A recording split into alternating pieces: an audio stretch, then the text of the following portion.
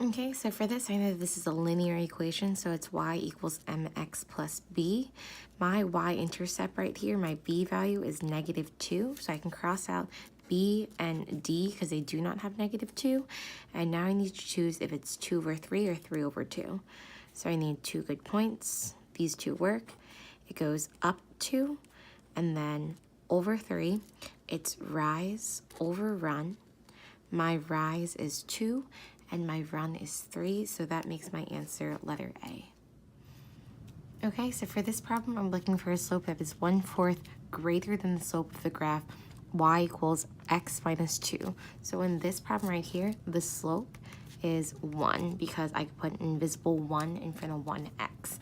1/4 greater than 1 is going to be 1 and 1 over 4. So let's see which one of these graphs has a slope of 1 and 1 over 4. So I placed my good dots already. I'm going to do rise over run. This is going to rise 2 and then go 1, 2, 3, 4. The slope here is going to be 2 over 4. Moving on to the next one, I have 2 good dots. It's going to rise 1 and it's going to run 2. The slope here is going to be 1 over 2. For letter C right here, I have some good points.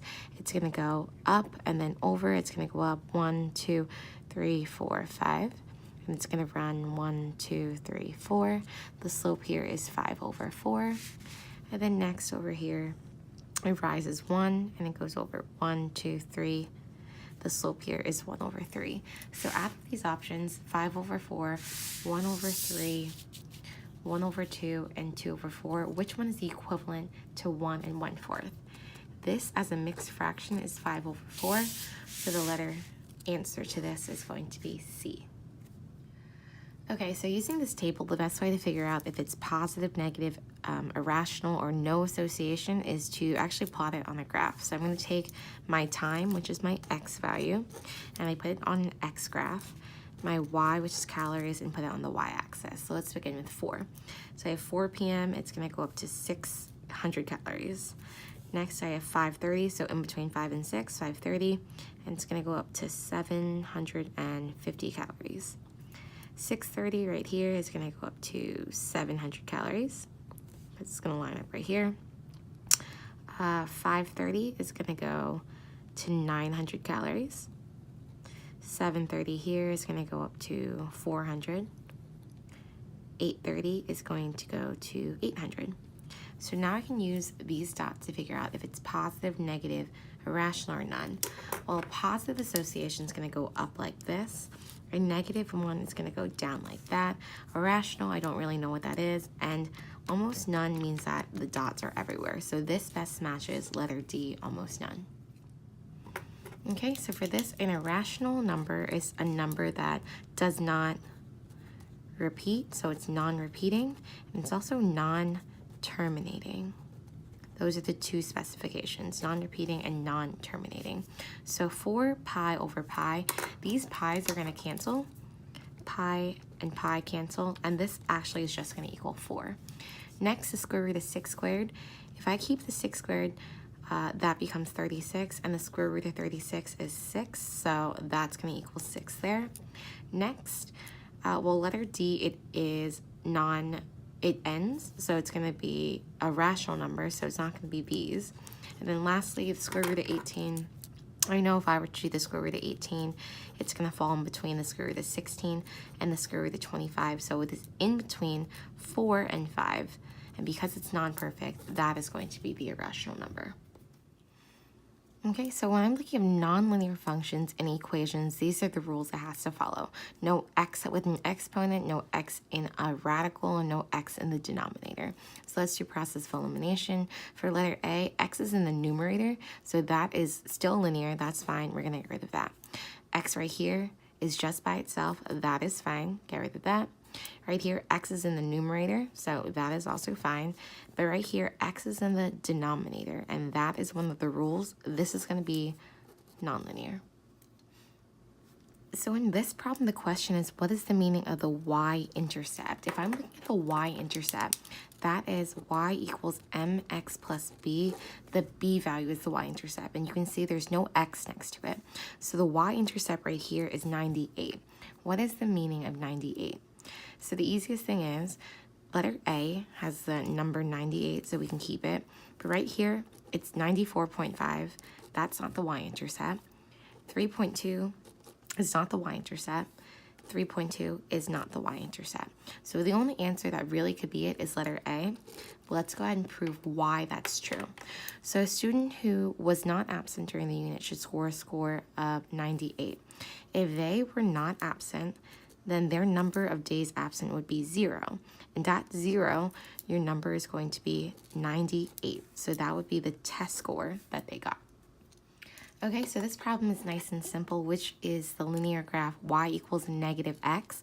If I'm using y equals mx plus b, my slope here is an invisible -1, so my slope value is -1.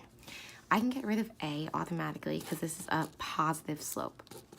I can get rid of b automatically because this is a positive slope, which leaves me with just C and D. Now, like I said, my slope is going to be -1. So which one of these has a slope of -1?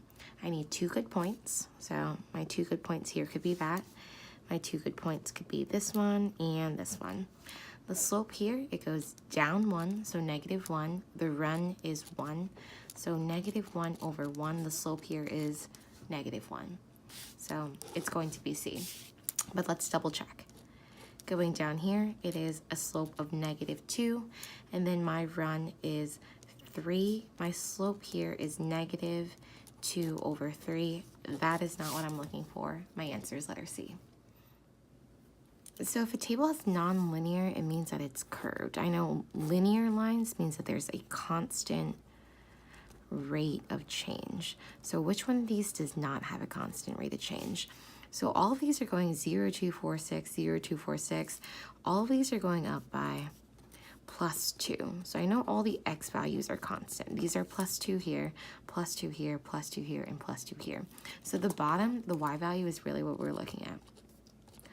So let's do 24 to 18 is going to be -6. 18 to 12 is -6. 12 to 6 is -6. And 6 to 0 is -6. -6 and 2 are constant here, so this is not linear. So over here, 2, 4, 6, 8, the top is constant. Let's focus on the bottom. So 24 to 18 is -6. 18 to 13 is -5. 13 to 9 is -4. 9 to 6 is -3. So these are not constant, so I'm going to keep this one as nonlinear. For letter C, 24 to 21 is -3. These two is -3, -3 again, and -3 again. So this one is constant. We're going to get rid of that. That's not nonlinear. Over here, let's figure out what these changes are. I have a -2. 22 to 20 is -2. 20 to 18 is -2. 18 to 16 is -2. These are all constant, so I know it's going to be a straight line as well. The only one that's going to be non-linear is going to be letter B. Okay, so for square, it is important to know that a square means that a number times itself will give a value. And then for a cube, that means a number times itself 3 times is going to give a value. So for a square, it's going to be a number squared, and for a number cubed, it's going to be a number to the exponent of 3. So which one of these? I know 21 is 11 squared, but it's not a cube. There's no cube that goes with it. 100 is 10 squared, 64 is 8 squared, and 16 is 4 squared. Now, which one of these also has a number to the power of 3 that's going to equal it? Well, if you remember this, I know 4 cubed, as in 4 times 4 times 4, is going to be 64, because 4 times 4 is 16, and 16 times 4 is going to be 64. So 8 squared is 4 to the third. This is going to be the choice that has a square and a cube. Okay, to figure out which one's going to be a straight line, there needs to be a constant rate of change for it to be straight. So that means that the slopes need to be the same. If I take all of these points and make them into xy tables, I can easily find out the slope. So what I see here automatically is that these 3's repeat, so I know it already looks kind of weird. So -1 to 0 is +1, and then again a +1. Right here I have a -2 and then a +2. So these are not going to be the same. I'm going to get rid of A. That's not going to be a straight line. For letter B, what I see strange is that these 4's are next to each other, so I know that this is going to be +0. On this side I have +2. On this side, 1 to -2 is -3. And then I have -2 to 2, which is +4. These are not constant. I'm going to get rid of letter B. Over here, again, this is strange because I have 2 zeros that repeat. If I do this, +0, +8. Over here, I have +8 and then -8. These are not constant. I'm going to get rid of letter C. And then this one over here, just to make it really clear, 2 to 4 is +2, 4 to 8 is +4, 1 to 2 is +1, 2 to 4 is +2. Now these numbers aren't necessarily the same, but if I do rise over run, that would be 2 over 1, and the next one would be 4 over 2. Either way, these both equal 2. So my slope for letter D is constant, they're both 2. This one is going to be a straight line. Okay, so in a square, I know that all the sides are going to be equal. So all 4 sides are equivalent. If I know that the area is 49, the area means the inside. So the inside's going to be 49 centimeters squared. Now I want to figure out if this number and this number need to be the same, what number times itself is going to equal 49? I know 7 times 7 is 49, so all of these sides are going to be equal to 7. Now the question, we want to make sure that we answer it, is what is the perimeter? The perimeter means that we need to add up all the sides. So 7 plus 7 plus 7 plus 7 is going to be equal to 4 times 7, and both of these are equal to 28. So the perimeter is going to be 28. Okay, so this problem is calculator inactive, so I need to do it by hand. They give us 2 coordinates, 2, 3, and 8, 6. So the easiest way is to make it into an XY table. 2, 3, and then 8, 6. So the first thing we're going to do is make our triangles to find the slope value. My slope is +3 for the rise, and then +6 for the run. I know slope is rise over run, so this becomes 3 over 6. When I simplify this, I can divide both the top and the bottom by 3. This becomes 1 over 2, or 1/2. Now I'm going to use the equation y equals mx plus b. I'm going to choose one of these points. I think 2, 3 is easier. So now I'm going to plug this in. My y value is 3. My m value is 1/2. My x value is 2. And I'm solving for the b value. So when I do this, 1/2 times 2, this can be put over 1. So 1 times 2 is 2. 2 times 1 is 2. That becomes 2 over 2. I drop down everything else. So I drop down 3, and I drop down plus b.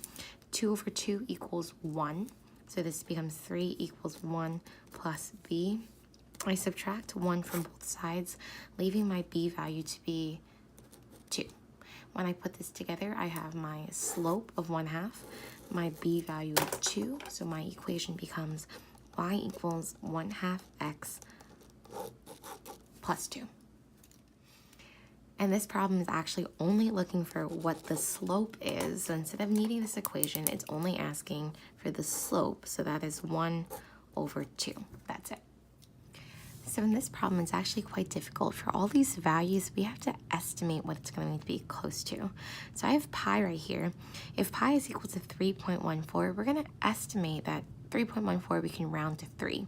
So this top, we're going to say, is 3 squared, so that's why I put 9, and all the denominator is going to be 4. I want to turn this into a mixed number. So I know 4 times 2 is 8. So 4 goes into 9 2 times, which is why I put 2 here. And then the decimal, because it's 8, there's 1 left over. It's going to be 2 and 1 over 4. And that's going to turn into 2.25 approximately. This one over here, the same thing. I'm going to take 3 and square it, so it becomes 9 over 8. And again, 8 goes into 9 1 time. And then I have 1 left over. It becomes 1 and 1/8. And we're going to have to estimate that. Let's say it's going to be close to 1.1. Over here, I have the square root of 2. So I know the square root of 2 goes in between 2 perfect squares. On one side, I'm going to have 1. On the other side, I'm going to have 4. Because 2 is pretty split in between them, but closer to 1, I'm going to estimate that this is going to be around square root of 4 is equal to 2, square root of 1 is equal to 1. So halfway in between, but closer to 1, let's say it's going to be 1.4. So let's say this one's going to be around 1.4. And then lastly, the square root of 3 is in between 2 perfect squares. That's going to be the square root of 9 and the square root of 4. This is equal to 2. This is equal to 3. So it's going to be... Okay, so for this problem, I kind of messed up on the printed version. So I took this problem and I transferred it to some blank paper. So we have a bunch of quantities that we need to estimate and then order from least to greatest. Let's begin with number 1. Number 1, I have pi. I know pi is equal to 3.14, but let's estimate and say that's going to be close to 3. So let's do these first two. If my first one is pi squared, let's make sure let's pretend that it's 3. If I do 3 squared over 4 for this one, it becomes 9 over 4, which I know is around 2 and 1/4.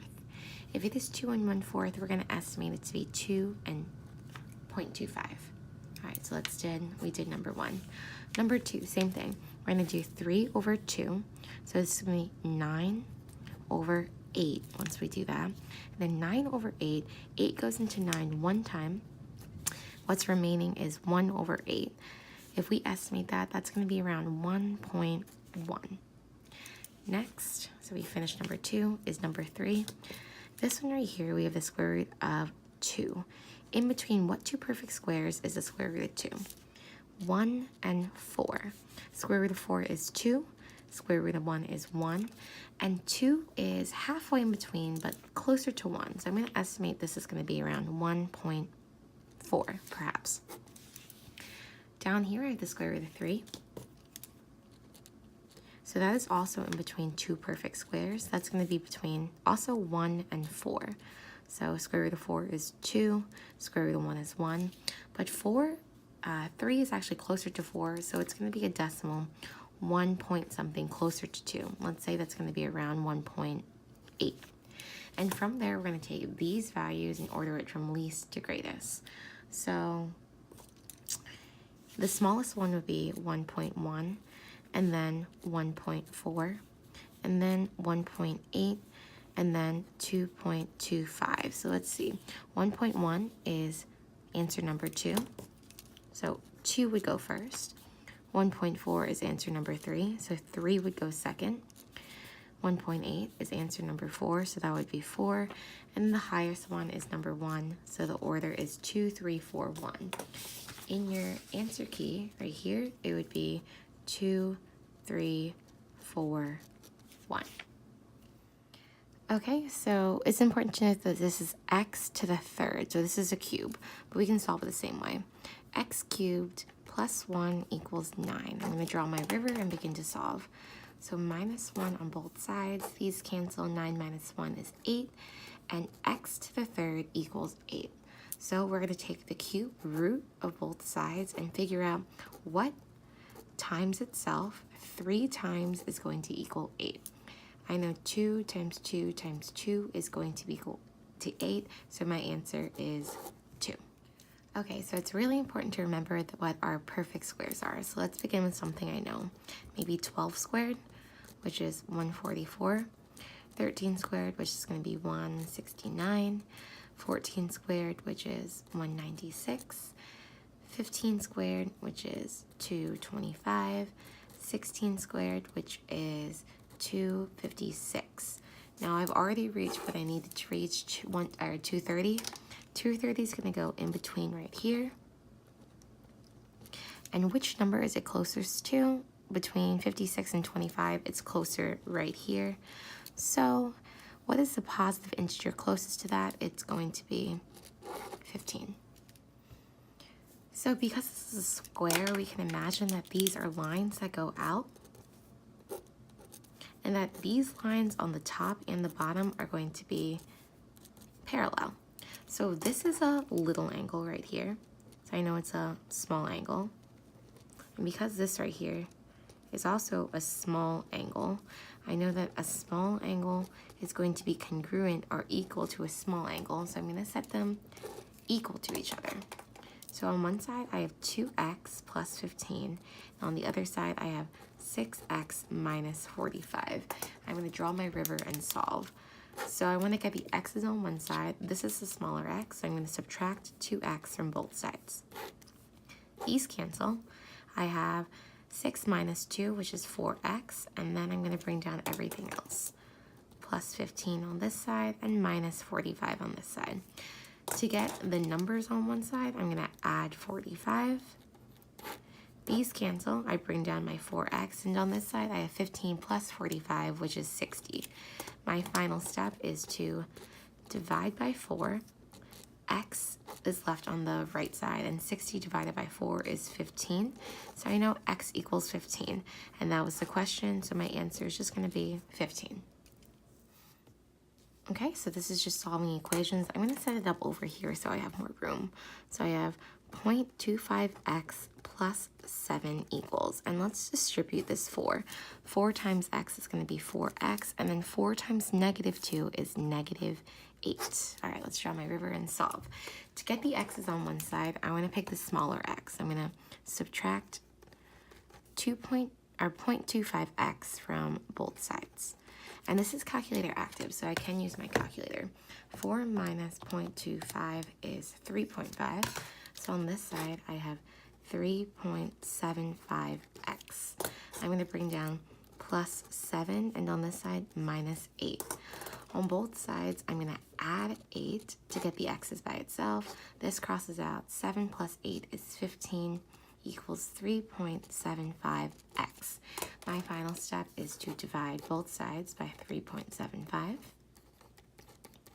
Canceling these and leaving 15 divided by 3.75. 15 divided by 3.75 is 4. So my final value is going to be x equals 4.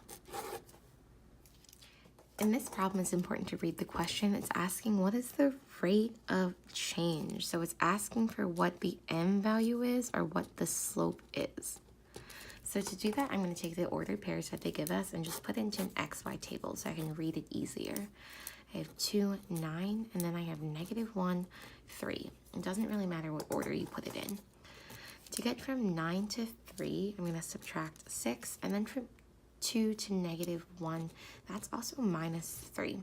When I do rise over run, my rise is negative 6, my run is negative 3. And when I divide these two by each other, this is going to end up being positive 2. So there's an easy way for me to check on my calculator. I can put these numbers in. So if I hit stat, enter, and let's clear these columns real quick, I can put 2, 9, so 2, and on the other side 9, and also negative 1, 3. I hit stat, I go over to calc, and I hit the number 4. And when I do that, and I go all the way down, my slope value, my a value here should be 2, which matches what I did by hand, so my answer is going to be the slope equals 2. So I wrote this equation down here so I have more room to solve. I'm going to draw my river and begin trying to get x by itself. I'm going to start by distributing all the numbers outside the parentheses. So 12 times x is 12x. 12 times negative 2 is negative 24. I'm going to bring down everything else, plus 3x. On this side, I have 1/2 times x, so that becomes 1/2 x, and then 1/2 times 6, if I put that over 1, or actually I can also do it on my calculator. 1/2 times 6, that's going to give me 3. So I have plus 3, and I'm going to drop down what I have not done yet, plus 2, as well as the equal sign. Now I can combine like terms. So on this side, I have 3x, carry the sign with it, and 12x. On this side, I have 3 and 2, so I'm going to combine them. 12x plus 3x is 15x, and I'm going to bring down the minus 24. On this side, I'm going to leave what I have, 1/2 x, and I'm going to combine these two, which is plus 5. To get x by itself, I'm going to subtract 1/2 x on both sides. So these cancel, and then what is 15 minus 1/2? 15 minus 1/2 is 14.5 x. And then I'm going to bring down all my constants. So on this side, I have negative 24, and on this side, I have 5. I'm going to add 24 to both sides to get x by itself. These cancel out. 5 plus 24 is 29, and I have 14.5x on the other side. My final step is to divide by 14.5. These cancel, leaving x, and 29 divided by 14.5 is 2. So my final value for x is going to be 2, and that is your final answer. If I have parallel lines here, it's nice to know if I'm dealing with a small angle or a big angle. So this is 90 degrees right here. This angle that I'm dealing with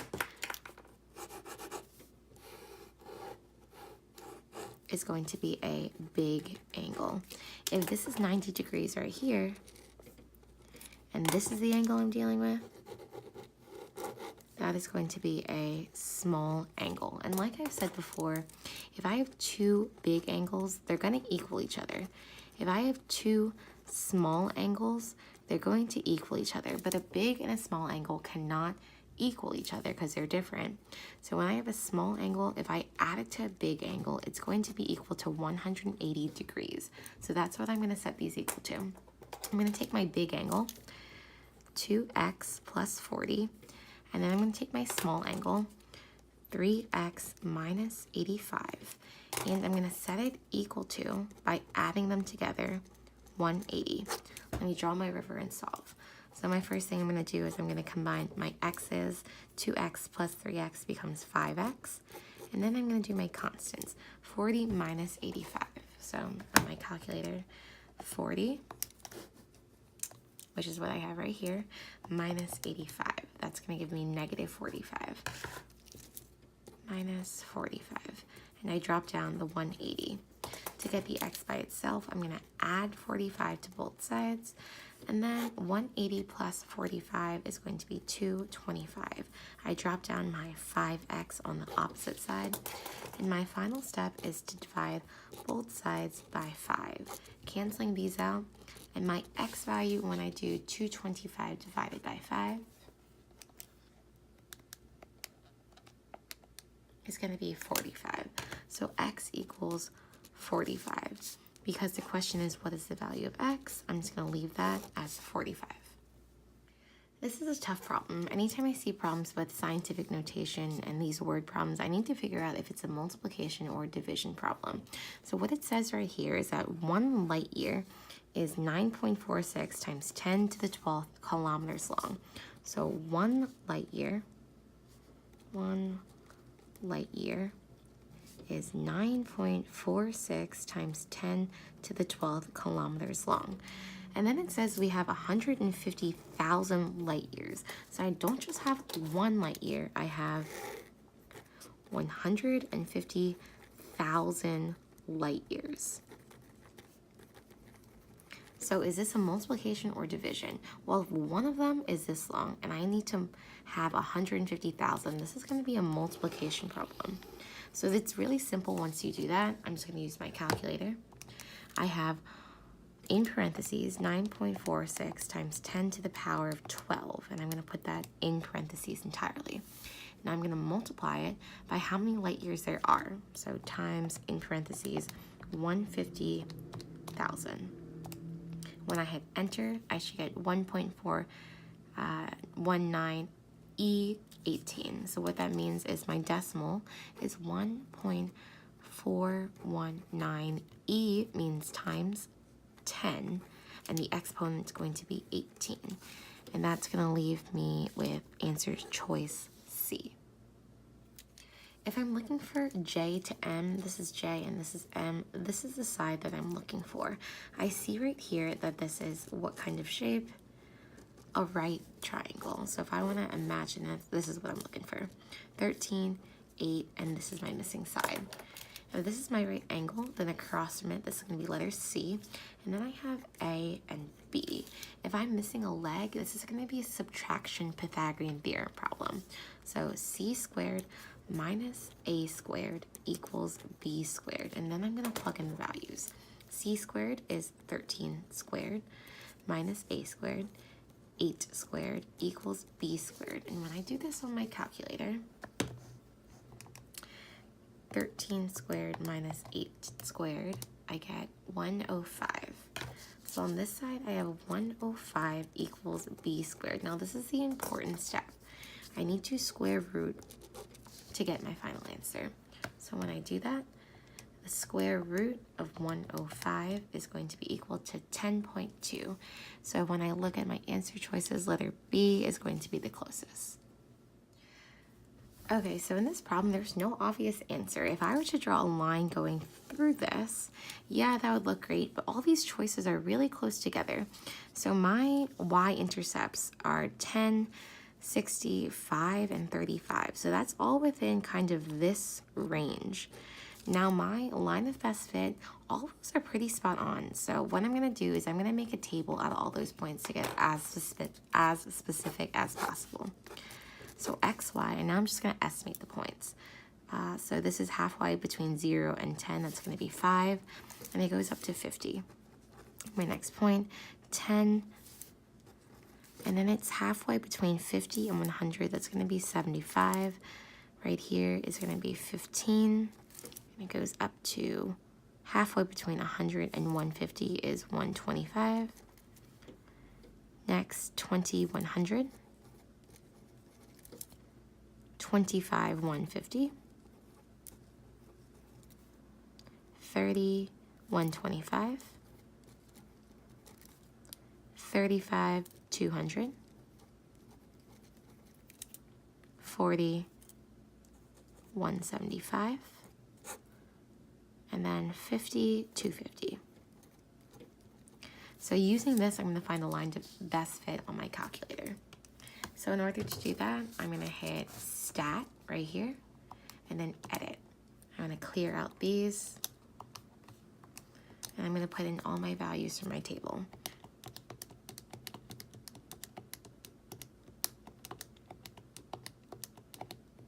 Make sure you don't miss any.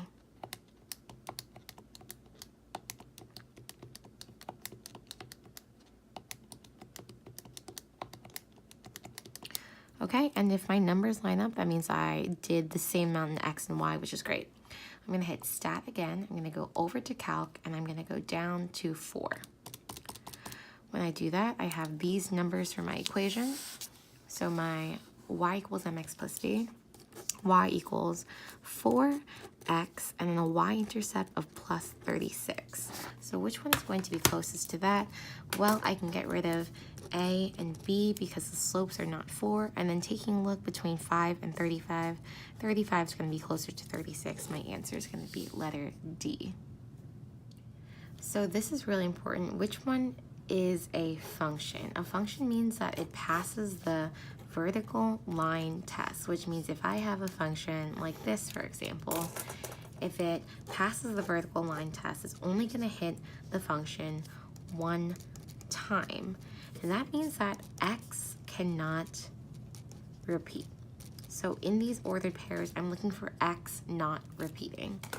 So in A, I have 1 3, 4, and 5.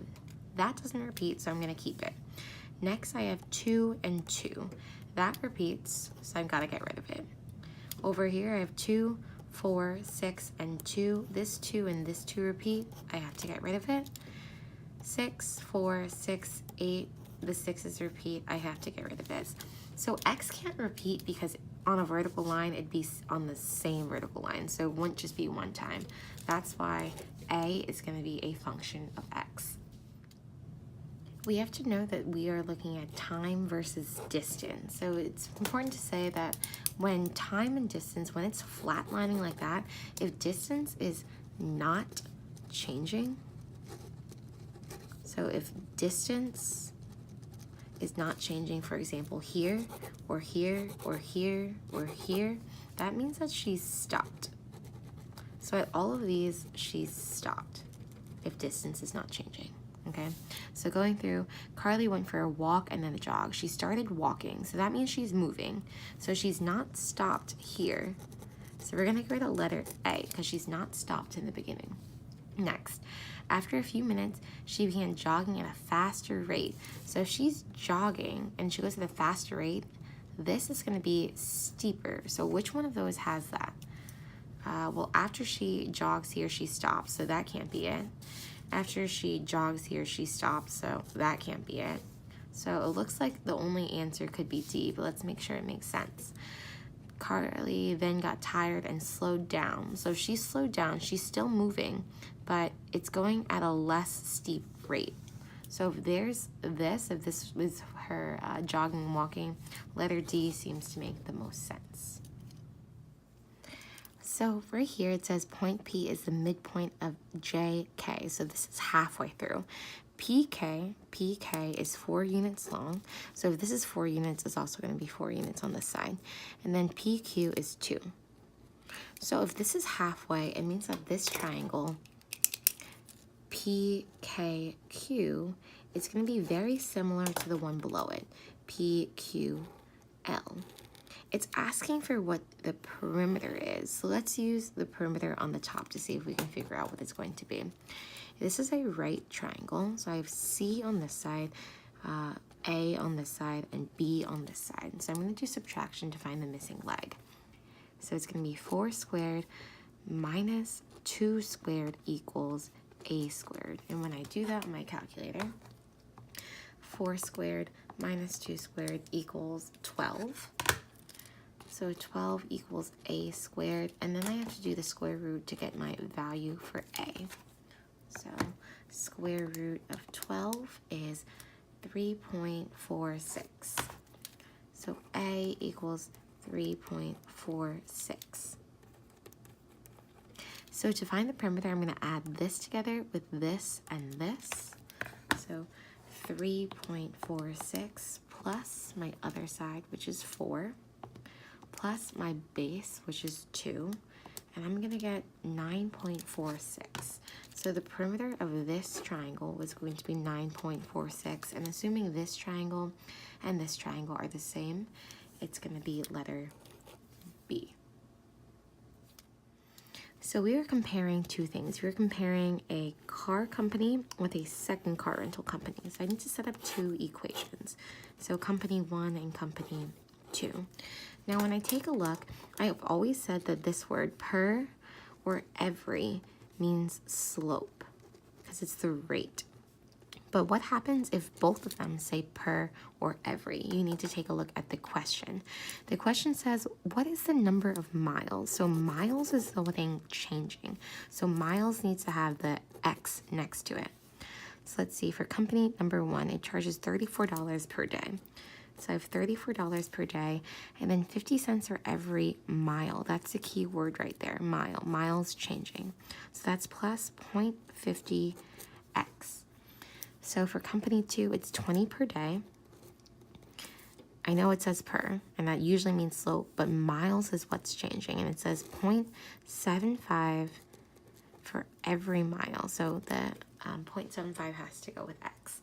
Now I can do that. I can solve it to see when it's going to be the same, so which is why I set it equal to each other. I try to get the x's on one side, so minus 0.5x So this is going to become 0.25x on this side when these cancel. I'm going to bring down 34 and 20. Subtract 20 from both sides, canceling this out. Over here, I have 34 minus 20, which is going to be 14, equals 0.25x. My final step is to divide by 0.25. These cancel, leaving x, and 14 divided by 0.25 is 56. So x, or the number of miles, is going to be 56. That's going to be letter A. The shape that we're dealing with is a cylinder, so I know it's going to look like this. A cylinder. And next information they give you is that the height is 8. So the height on the outside right here is going to be 8. And the diameter goes straight across. That's going to be 6. Now, if you have a hard time remembering the formula, you need to know this. A circle right here, the area of it is pi r squared.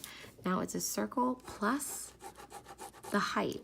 So what I need to do is take the circle and multiply it by the height. So it's going to be pi r squared times height will give you the volume of a cylinder.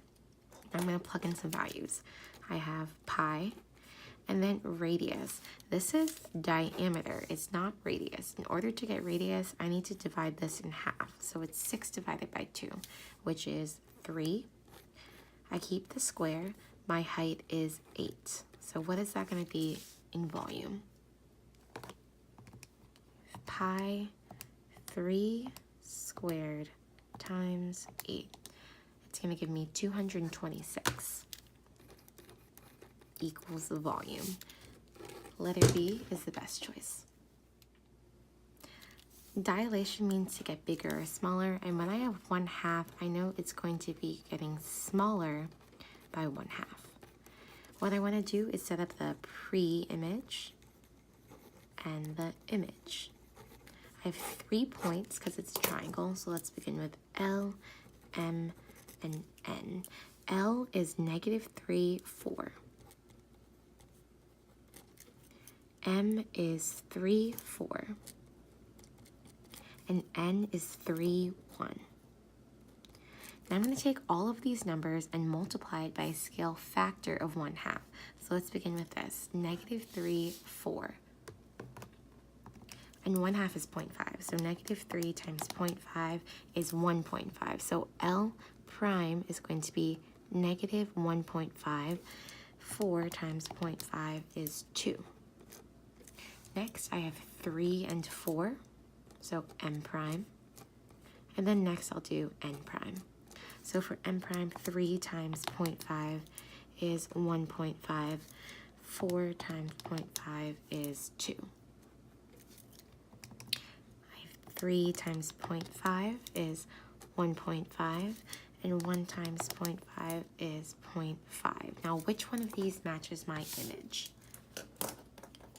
Right here, I have -1.52. I see -1.52 here, 1.52, and then 1.5.5. My answer is going to be letter C. Right here, I have a line, so I know it's going to be y equals mx plus b. My b value is my y-intercept. It starts right here. It is 0. And my m value, I have some good points. Let's see how much it rises and how much it runs. It goes up 1, and it goes over 1, 2, 3. So it's rise over run. My slope value is 1/3. So what does this mean? We want to think about it in terms of units. Units are super important, so we gotta look here. Hours of sunlight versus plant growth. Because I know it's rise over run, rise is y and run is x. So I'm gonna put y is inches, plant growth in inches, and x is sunlight in hours. So it's inches over hours. On the top, I have 1. On the bottom, I have 3.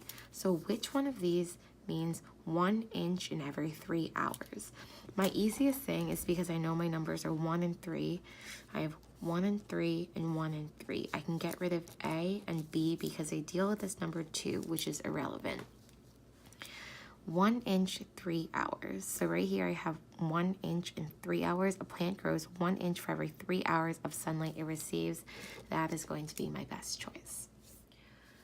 This question is asking about the rate of change between Jake, who's down here, and Howie, which is described in the sentence. So I have Jake versus Howie.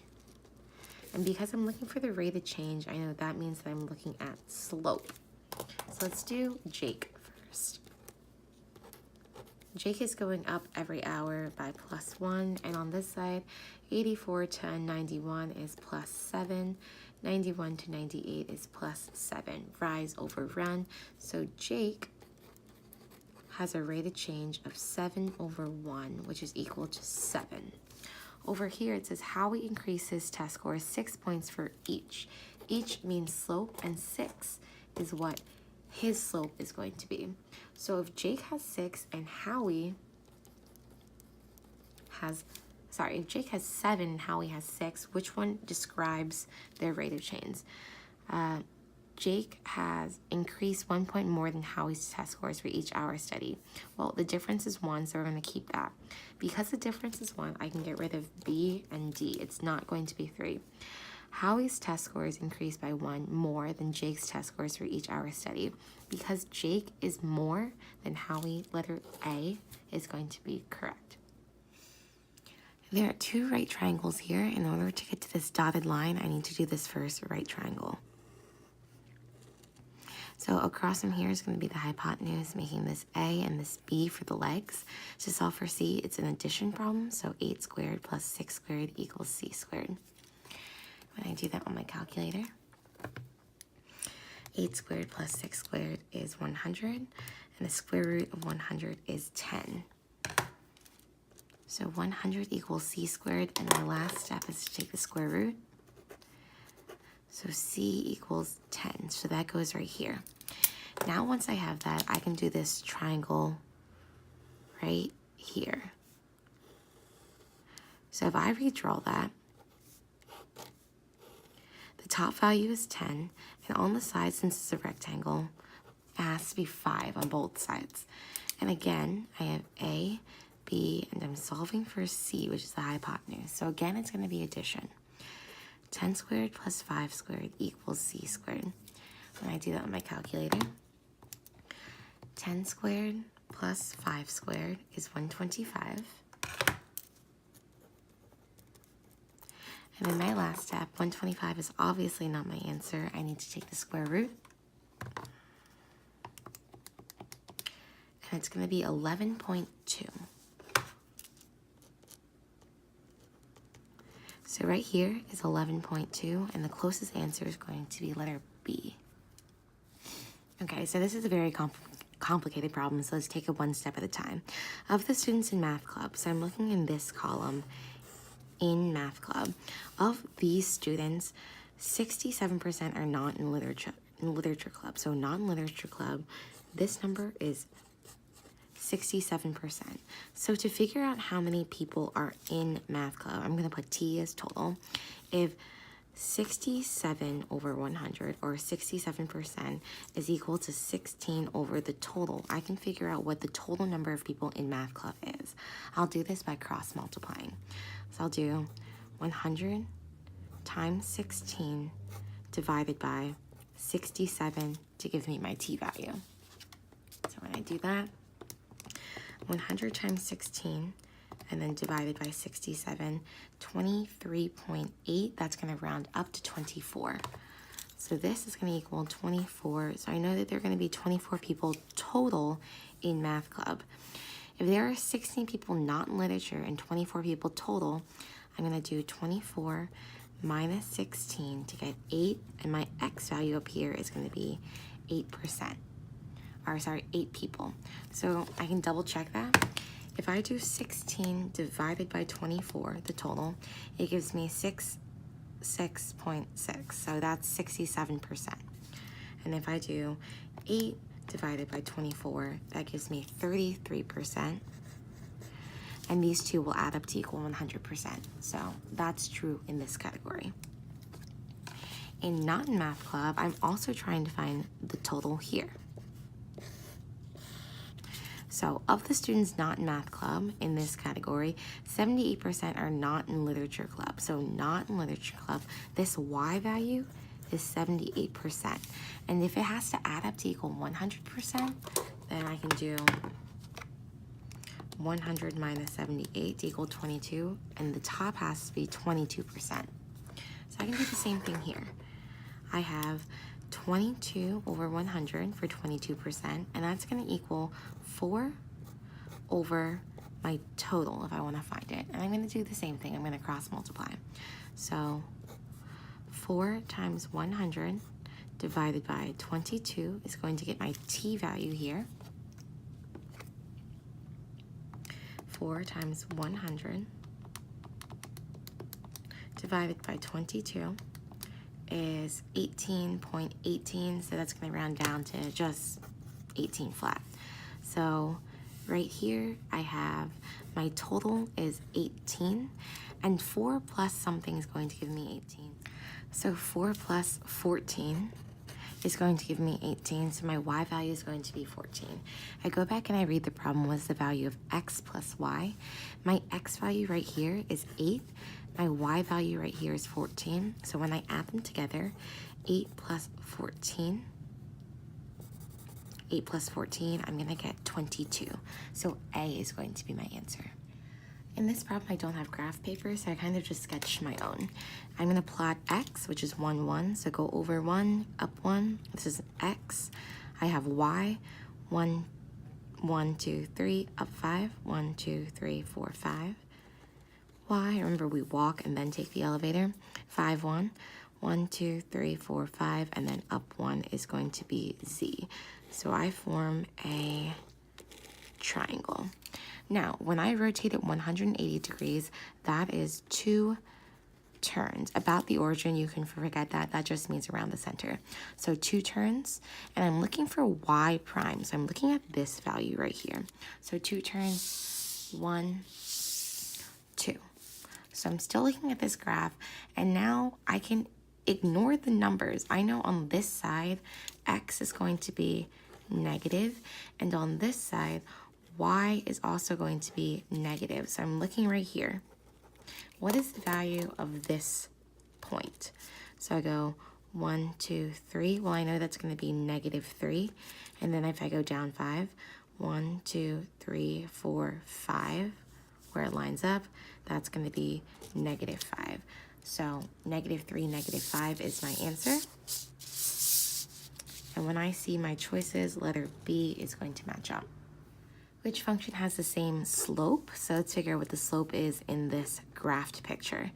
I need just 2 good points, so let me find a couple. All right, and then I'm going to count what the slope is. First of all, this is going down, which is super important. So let's get rid of some of the ones that don't have a negative slope. All right, slope is m, which goes next to x. So this is positive 4 right here. That's not negative. This is positive 1 over 4. That's not negative. I can keep this because there's a negative here, and I can keep this because there's a negative here. All right, so what is the rise? The rise is going down 1, so it's negative 1. And the rise is going 1, 2, 3, 4 over 4. It's rise over run, so my slope is negative 1 over 4, and letter D is going to match that. Okay, so I'm going to do all of this on the calculator. I have 2 lines. The first line, line 1, goes through these points, 1, 4, and 5, 8. So I'm going to put it into my calculator. Stat, edit. I have here 1, 4, and 5, 8. Next, I'm going to hit stat again, go over to calc, and hit 4. When I do that, I can get my equation. So line 1 is a slope of 1, a y-intercept of 3.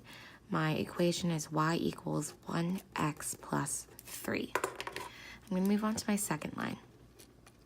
That is given by the points 2, 10, and 6, 4. So back to stat, edit, 2, 10, and 6, 4. So you want to put it in the calculator like this, 2, 10, 6, 4. Again, stat, go over to calc, and down to 4 is going to give me my equation. My equation is y equals a slope of negative 1.5x plus 13. Now, when it's asking for a systems of equations, when do they intersect? I'm looking for right there, when they cross. So I'm going to go over to this button right here, y equals. I'll put in line 1, y equals 1x, and this button over here is the x variable, plus 3. My second equation is negative 1.5x plus 13. Now I'm going to hit graph. You can see it's graphing the two lines. And here's where I'm looking for. In order to get there, I'm going to hit second trace where it says calculations. I'm looking for number 5, the intersection. I hit enter 3 times, and it's going to give me an estimation of where this dot is, which is 4, 7. So this dot right here is 4, 7. My answer is going to be letter C. So the biggest mistake in these problems is that you guys don't know sometimes what question you're asking. So I'm not asking if it's linear or non-linear. That's not this type of question. The question's asking, is it a function to begin with? So in those scenarios, x cannot repeat. So let's go through and figure out if x does or does not repeat. 2, 4, 5, 6. None of the x's repeat. I'm going to keep that. 4 and 4, those repeat. I'm going to get rid of this. 2, 2. Those repeat. That's not a function. 2, 1, 0, 0. These two repeat. That's not a function. So letter A is a function. I don't have graph paper, so I did my best to try to graph it or just have an example on this paper. So I'm going to plot the points. P is 3, negative 2. So I'm going to go over to 3, down to negative 2. Label that P. Next, 10, negative 2. So I'm going to go over to 10, down to negative 2. That's my Q value. And then 3, so go over to 3, down to negative 8. Right here, that is my R value. And when I connect it, I have a triangle. But not only do I have a triangle, I have a right triangle. So if these lines go straight across, I can just count them to see how long the distance is. So 1, 2, 3, 4, 5, 6, 7. The top is going to be 7 over here. 1, 2, 3, 4, 5, 6. The side's going to be 6. Now on graph paper, it's going to be much neater if you do this. So I'm looking for the side of RQ. So R is here, Q is here. This is the missing side that I'm looking for. This is a Pythagorean theorem problem because this is A and this is B, and I'm solving for C. So this is going to be an addition Pythagorean theorem problem. I do A squared plus B squared equals C squared. My A value is 7. My B value is 6, and I'm looking for the hypotenuse.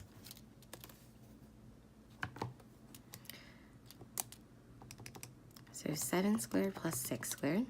And then I do the square root of 85. My C value is going to be 9.2. So if the missing side is 9.2, letter B makes the most sense. In this problem, it's asking if I have this line x, y, where could I plot a point to make a right triangle? So I'm trying to make a right triangle that has a hypotenuse of the square root of 45. So if I count this up and down, 1, 2, 3, 4, 5, 6. I know that the one side is going to be 6. And this is basically the side that it's asking for. How long should the base be? So if I do this problem, 6 squared plus something squared is going to give me 45. So I know 6 squared is 36 plus something is going to give me 45. If I figure this out, 36 plus 9 is going to give me 45. And when I do this, I still need to take the square root to get my hypotenuse. So my missing value should be, however, for example, if 36 is equal to 6 squared, this 9 value is going to be equal to 3 squared. So the base of my triangle, if the side is going to be 6, the bottom has to be 3. It's asking which one of these points is going to give a base of 3. So let's go and plot them. If I have negative 1, 5, negative 1, and then up to 5. If this is my base, it's going to be 3. 1, 2, 3, 4. That's not 3. I'm going to get rid of this. B, negative 1, negative 1. So -1, -1, that goes right here. Is that going to make a base of 3? 1, 2, 3, 4. That's not it. 6, -1. So 6, -1. 1, 2, 3. That is going to give us a base of 3. So if I form this triangle, and this side is 6, and the bottom is 3, this is going to give the hypotenuse as the square root of 45. And just to double check that, the square root of 45, let's figure out what that equals. So the square root of 45 is 6.7. And when I do this, I'll do a squared. 6 squared plus b squared equals 45. And I do the square root of 45. That is going to give me 6.7. So this side, just to take the extra step, is 6.7. All right, so in this problem, Paula is modeled by y equals 3x, but Julia is going 1 mile per hour faster. So 1 mile per hour faster, Julia's slope is going to be, or Julia's equation is going to be y equals 4x, because I did 3 and added 1 mile to get 4. So I need to figure out which one of these has a slope of 4. So let's go through, and each point I have 2, or each graph I have 2 good points. This one's going up 14 over 4. So this one is going to be rise over run, 14 over 4 as the slope value. Right here, I have 2 good points. This one's going to go up to 16 over 3.5. So this is 16 over 3.5. My letter C value. I have up 2 over 1. So this is 2 over 1. So my slope is going to be 2. And then for my last one, this is going to go up to 4 over to 1. 4 over 1 is 4. So if I'm looking for a slope value of 4, letter D, that graph is going to match for Julia.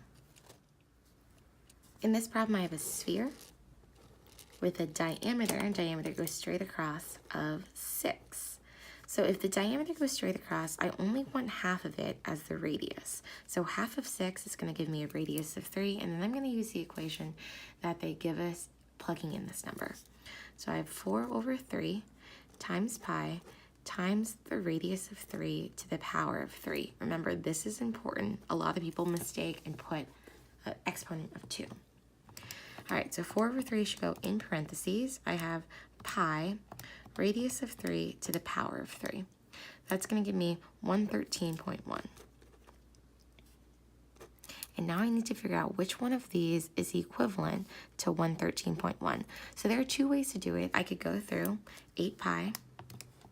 That equals 25. I could do 36 times pi, which is equal to 113. And I could figure out that these are equivalent. Or from the beginning, since these all have pi in it, I could just multiply this, but without multiplying pi in the equation.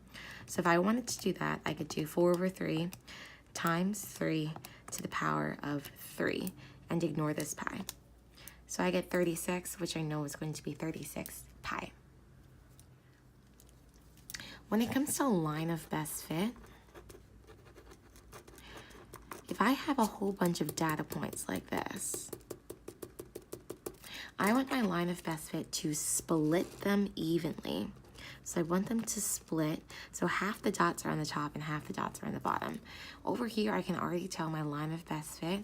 I have all these dots on the top and only 2 on the bottom. So let's figure out which statement is best representative. So the linear model describes data well because the points are scattered above and below the line. I don't really see that because the majority of them are above. The linear model describes the data well because all the points are close to the line. Okay, well that's true, so I'm going to keep that. The linear model just does not describe the data well because the line does not go through any of the points. Okay, so it doesn't go through any specific point, but it does cut them. And then lastly, the linear model does not describe the data well because most of the points are above the line. That's the truest out of all the statements, so your answer is going to be letter D.